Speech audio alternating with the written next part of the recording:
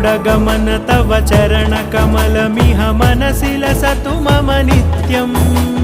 गरुडगमन तव चरणकमलमिह मनसि लसतु मम नित्यम् मनसि लसतु मम नित्यम्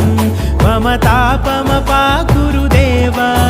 मम पापमपाकुरु देव मम तापमपाकुरु देव मम पापमपाकुरु देव